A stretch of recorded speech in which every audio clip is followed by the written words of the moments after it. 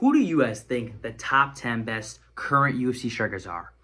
Well, in this video, I'm going to be telling you guys who I think the top 10 best current UFC strikers are. And I might get a lot of hate for this. I don't care. They just are. Okay? And this is my opinion. Starting off with number 10. Mauricio Rua, okay? This dude is such an underrated striker. Just because he hasn't fought that many good guys, he knocked out Bobby Green. Like, insane knockout, okay?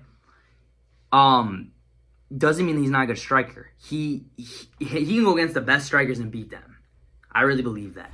He fights like Conor McGregor, and I get entertained every damn time I watch his striking, okay? And all his fights. The way that I rank striking is when I watch you, I'm like, damn, like, that's impressive. You know what I mean? His movement is so smooth, and he literally is like a Conor McGregor 2.0.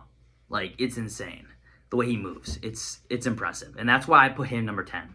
But moving on to number 9, Michael Venom Page, MVP, guys. MVP, literally no one can do anything to the guy. The way that he fights is so awkward, but it's so good. Like, it's weird. Like, it's awkwardly good. He fought Kevin Holland, made him look like a fool. Fought Ian Gary. He lost, but he beat Ian Gary on the feet. Ian Gary won because he took him down. That's it. On the feet, he didn't win. He didn't. And then he fought Shara, too. And he whooped Shara on the feet. He made Shara look like an amateur. The way this guy fights, he makes them look like amateurs. Him and Mauricio. Both of them. They both make people look like amateurs. Michael Venom Page is the king at that. It's every time he fights, I'm like, damn. Like, bro, I would never want to be in front of that guy. It's scary. He is a good kickboxer. And he's proven that in many federations. But moving on to number 8, Peter Yan. Guys, I would rank Peter Yan top 5 of all-time strikers. He is so good at boxing, and his kicks are so smooth. He's the best at putting the combos together and mixing everybody up, and they're not expecting what he's going to do. They don't know when he's going to move this way, when he's going to move this way. He's good at cutting angles. He beat Sean O'Malley, got screwed over, but he beat him on the feet. He's beaten basically everybody he's fought on the feet.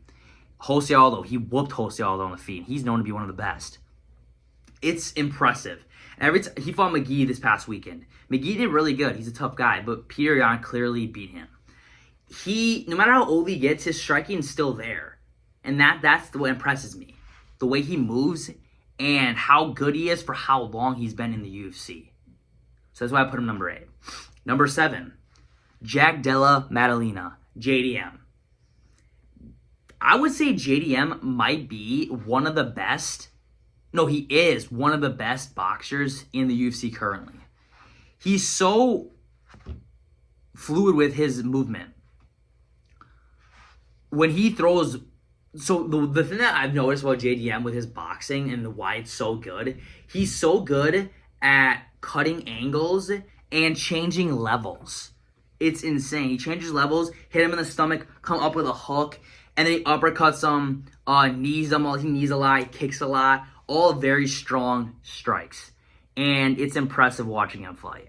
I think that the fight with him and Islam is going to be a war on the feet. It'll be a good fight. But JDM, he's just so good. And that's why I put him number 7, because every time I watch him, he beats mostly every guy on the feet. Belal did a really good job on the feet with him, but it was clear that JDM won. But moving on to number 6, Magomed Ankalaev. Magomed Ankalaev. He outstruck Alex Pereira, who is known as like the best striker nowadays. Just to warn you guys, Pereira is not on this list. I think he's very overrated right now, and there's 10 fighters that I think is way better than Pereira right now. Now, in his prime, he was dominant, but right now, no. Magomed Ankalaev didn't just beat Pereira because of the takedown threat. I think that was a reason, but there's many other fighters that fight really good wrestlers that are able to show that striking without being worried about the takedown threat. Like, for example, Jose Aldo against Chad Mendes. Chad Mendes with that insane takedown threat. Jose Aldo with the great kickboxing, Jose knocked him out. You know, he's able to show that. They're not too worried about it, where they can still do what they want to do. And Pereira wasn't able to do that. He looked like an amateur against Ankalaev. Ankalaev made him look like he didn't belong in there with him. And that shows the levels of striking. I mean, Pereira might be a good, like, just kickboxer, but in the UFC, he's not. Okay? Okay. Right now, he's not. He was in his prime. Out of his prime now. He's going to get whooped in his rematch. But moving on to number 5. Islam Makhachev. Most underrated striking in the UFC. His fight against JDM, whenever it gets scheduled, will be an absolute war, and I think they're both going to have issues in different aspects of the fight. Islam Makhachev's boxing has been shown to be one of the best. He outboxed Dustin Poirier, who is known as one of the best boxers ever. His head kicks are insane. He's knocked people out with those. And he's overall a really good kickboxer for MMA. And a lot of people see him as like just a wrestler or grappler. He's not. He's a striker. And I would say that he's probably one of the best Dagestanian strikers. Okay? And that's why I put him number 5. Number 4, Tom Aspinall. The best kickboxer in the heavyweight division ever. Such a good kickboxer. I know people are going to bring up, Alistair Overeem. Junior Dos Santos. Cain Velasquez. He'd beat any of those guys on the feet. He's so fast for a freaking heavyweight. Like, and his boxing, his leg kicks are, like, deadly. They drop everybody all the time. He knocked out Sergey like nothing. And Sergey was known as, like, one of the best boxers as heavyweight. And he had so much power. Tom Aspinall moves like he's, like, a middleweight, welterweight. It's insane. He moves very fast and very fluid. And he combines his punches and kicks very well. And that's why I think he's number 4 right now. People might think this is BS. It's not. Go watch any of his fights. And once he fights Cyril Gane, you guys will see that Cyril Gane might be a good kickboxer, but Tom Aspinall's 10 times better, okay? Moving on to number 3. Joshua Van. Joshua Van proved that he is one of the best boxers ever and one of the best kickboxers. He just outboxed Brandon Royval, and Brandon Royval was known to be like one of the best boxers. He proved that he can take a punch, and that, first of all, his knees are insane. His kicks, his head kicks, and his leg kicks are really good. And his overall boxing is so good. I mean, he really doesn't have to prove that against anybody else. I mean, he already whooped Royval, and Royval was known as like one of the best strikers. Or boxers. So, he already proved that he can box and kickbox the best. So, that's why I put him number 3. He's young, he's coming up, but he's able to compete on the feet and everywhere with anybody. And that's why he should be number 3. Moving on to number 2, though. Max Holloway. Max Holloway has proved a while ago on why he's one of the best boxers and overall strikers to ever do it. He KO'd Justin Gaethje. Gaethje was the favorite to win. He KO'd him. Did a spinning back kick into the dude's nose, broke the nose. His leg kicks are really good. And then he recently fought Dustin Poirier and made Dustin Poirier look like he's an amateur. So, that is all I gotta really say. He fought Kelvin Kattar a while ago. Bro, absolutely screwed him up. But recently, he's especially showed that he's the best, one of the best boxers to ever do it. I don't really gotta say more because just go watch his fights and you guys will see what I'm meaning with his overall striking, not just his boxing. His kicks are really good too. And the way that his pressure constantly moving forward. And his combos, constant. It's not all power punches. It's just a lot of little punches that'll add up in the end. Volume punching. But he can throw that power punch too and knock you out.